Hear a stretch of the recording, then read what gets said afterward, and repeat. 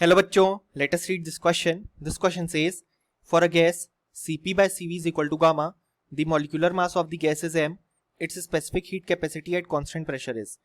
So इस question में हमारे पास कहा गया है कि जो Cp by Cv का रेशियो होता है वो गामा के बराबर होता है.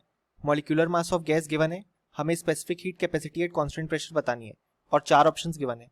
सो इस क्वेश्चन को सॉल्व करने के लिए जो की कॉन्सेप्ट रिक्वायर्ड है वो है हमारे पास यहाँ पे relation between Cp and Cv. सो यहाँ पे क्वेश्चन में हमारे पास कहा गया है Cp अपॉन Cv, जहाँ पे Cp और Cv हमारे पास मोलर स्पेसिफिक हीट को डिनोट कर रहे हैं. जब भी हम यहाँ पे ये जो Cp एंड Cv है उसमें C को कैपिटल लिख रहे हैं वो हमारे पास मोलर स्पेसिफिक हीट को रिप्रेजेंट कर रहे हैं और वो यहाँ पे गामा जो कि पॉइजन्स रेशियो होता है उसके बराबर है. अब यहाँ पे अगर हम देखें तो जो हमारे पास Cv की वैल्यू आती है वो आती है R अपॉन गामा -1 और बाय मेयर्स रिलेशन हम जानते हैं कि Cp माइनस Cv यहाँ पे R के बराबर होती है, जहाँ पे Cp और Cv मोलर स्पेसिफिक हीट को डिनोट कर रहे हैं. सो यहाँ से जब अगर हम देखें तो Cp हो जाएगी Cv प्लस R.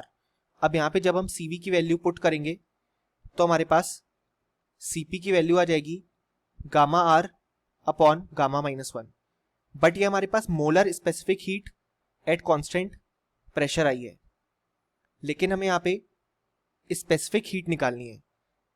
अब हम जानते हैं कि जो हमारे पास स्पेसिफिक हीट कैपेसिटी होती है वो यहाँ पे हमारे पास होती है equal to molar specific heat capacity, यानी कि यहाँ पे capital Cp upon the molecular mass, जो कि यहाँ पे क्वेश्चन में m गिवन है.